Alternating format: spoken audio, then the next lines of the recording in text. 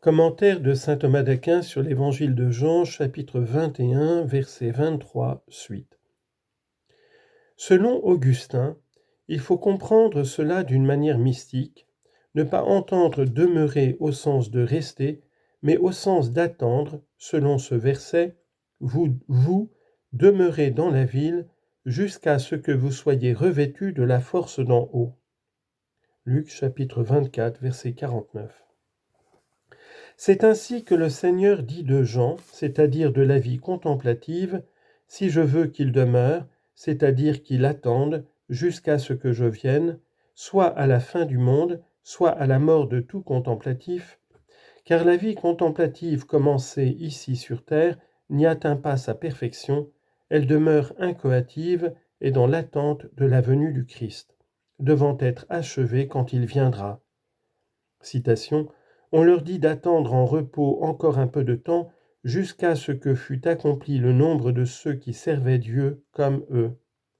Apocalypse 6, 11. Et encore, Marie a choisi la meilleure part et elle ne lui sera pas enlevée. Luc 10, 42.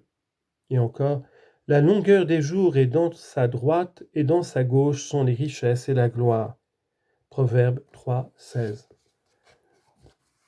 Mais la vie active, parfaite, formée à l'exemple de la passion du Christ, le suit pendant ce temps en souffrant pour lui. Mais selon Chrysostome, il faut lire ainsi : « Je veux qu'il demeure, c'est-à-dire qu'il reste en Judée dans ce pays-là pour prêcher. Mais toi, je veux que tu me suives en prenant soin du monde entier et en souffrant pour moi, et cela jusqu'à ce que je vienne pour confondre les Juifs. Et que t'importe, comme pour dire, il m'appartient d'ordonner.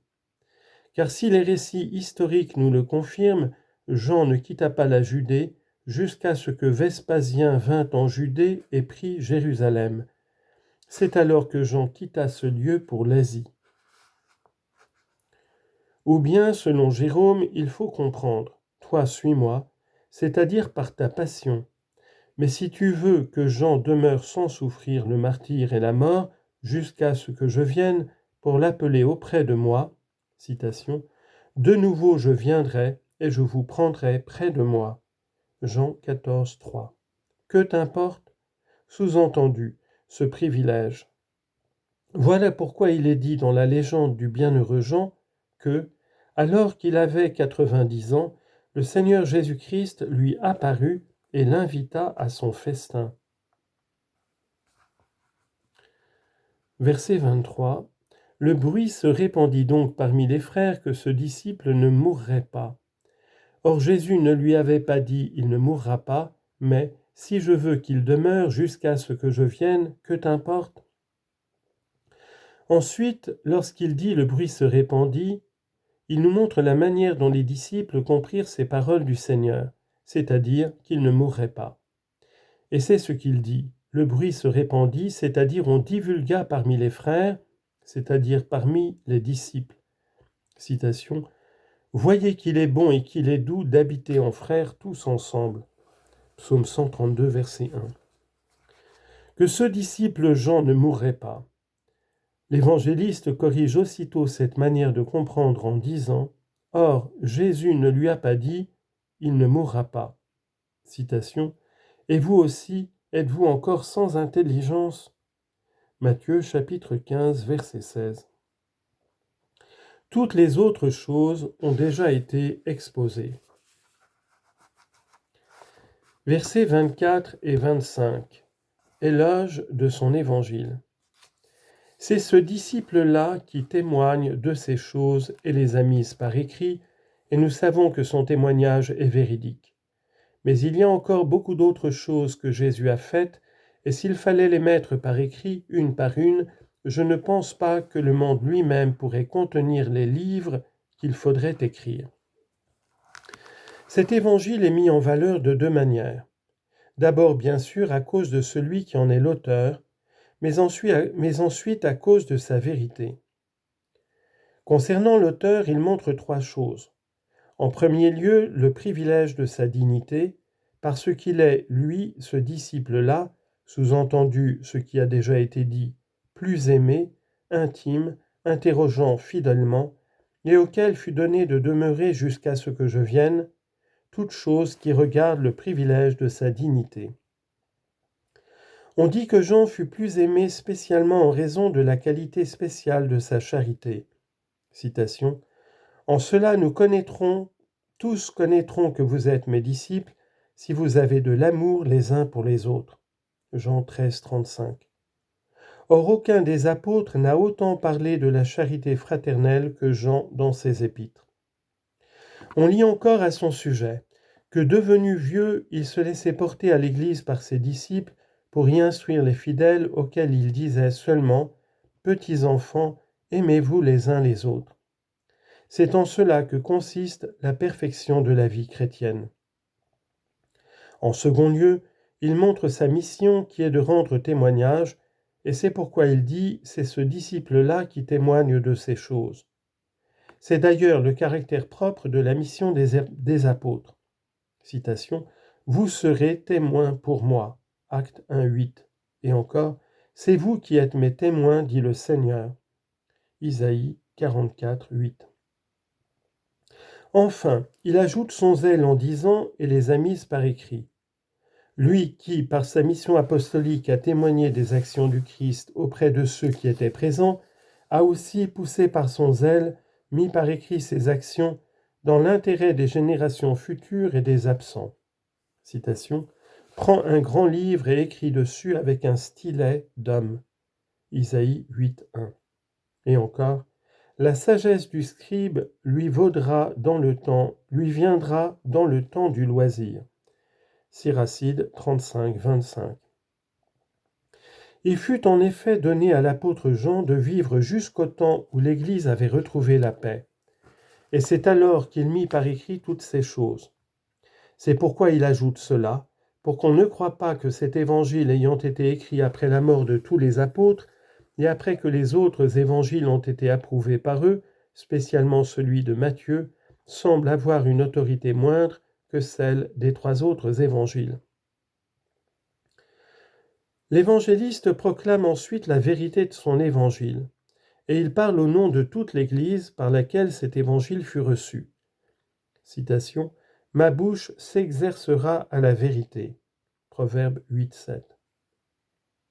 Il faut remarquer que, bien que beaucoup aient déjà écrit sur la vérité catholique, la différence est que ceux qui ont rédigé l'écriture canonique, les évangélistes, les apôtres et d'autres encore, la proclament avec une telle constance qu'ils ne laissent pas la moindre place au doute. C'est pourquoi Jean dit, et nous savons que son témoignage est véridique.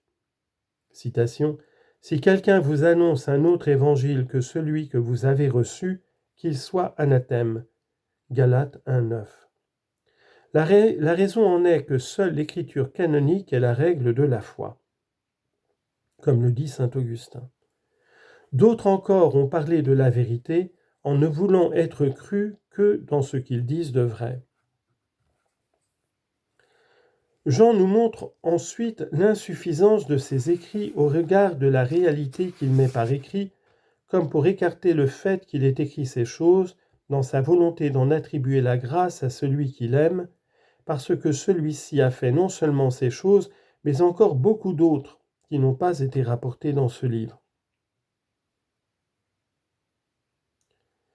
Et s'il fallait les mettre par écrit une par une, je ne pense pas que le monde lui-même pourrait contenir les livres qu'il faudrait écrire. Ce verset peut se comprendre de 3 manières.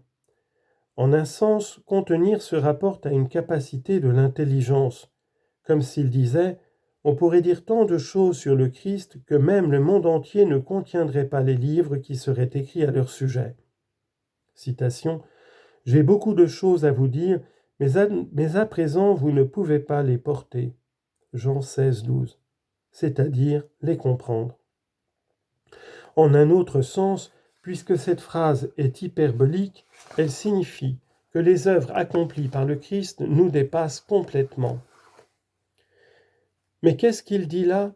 En effet, il affirme d'abord, et nous savons que son témoignage est vrai. Puis aussitôt il poursuit par cette proposition hyperbolique.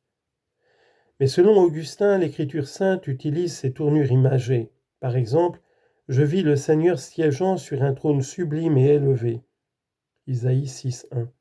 Et cependant, elles ne sont pas fausses. Et il y en est ainsi de n'importe quelle expression hyperbolique que l'on trouve dans l'Écriture sainte. En effet, l'intention de l'auteur quand il dit cela n'est pas de nous amener à croire ce qu'il dit, mais de nous faire saisir ce qu'il veut signifier, à savoir que les œuvres du Christ nous dépassent complètement. D'ailleurs, ce procédé n'est pas employé quand il s'agit de quelque chose d'obscur ou d'incertain, mais lorsque l'auteur veut exagérer ou atténuer quelque chose d'évident. Par exemple, lorsque quelqu'un veut mettre en valeur l'abondance d'une réalité, il dit « il y en aurait assez pour 100 personnes ou même 1000 ». Au contraire, s'il veut la dénigrer, ce serait à peine suffisant pour 3 personnes. Il ne dit cependant rien de faux, car de telles paroles dépassent largement la réalité à laquelle elles renvoient. Pour bien montrer que l'intention n'est pas de mentir, mais de montrer qu'il y a peu ou beaucoup. Cela peut aussi se référer à la puissance du Christ qui opérait des signes. Et c'est pour en montrer la force qu'il dit, une par une. En effet, écrire un par un les signes et les paroles de Jésus-Christ, c'est décortiquer toute la puissance de chacun de ses actes et de ses paroles. Or, ces actes et ces paroles du Christ sont aussi ceux de Dieu. Et si quelqu'un voulait écrire ou raconter ce qu'il comprend de chacun, il ne le pourrait en aucune manière. Et d'ailleurs, le monde entier en est incapable. L'infini des mots humains ne peut en effet atteindre une seule parole de Dieu. Depuis le commencement de l'Église, on a toujours écrit au sujet du Christ, mais cependant ce n'est pas suffisant. Bien au contraire, si le monde devait durer 100 000 ans, combien de livres pourraient être écrits au sujet du Christ, décortiquant un à un ses actes et ses paroles, sans parvenir à la perfection ? Citation. « Il n'y a pas de fin à multiplier les livres. » Qoélète 12.12. Et encore, « J'ai annoncé et j'ai parlé des merveilles de Dieu, elles ont été multipliées sans nombre. » Psaume 39, verset 6. Fin du commentaire de saint Thomas d'Aquin sur l'évangile de Jean. Que Dieu nous bénisse tous. Amen.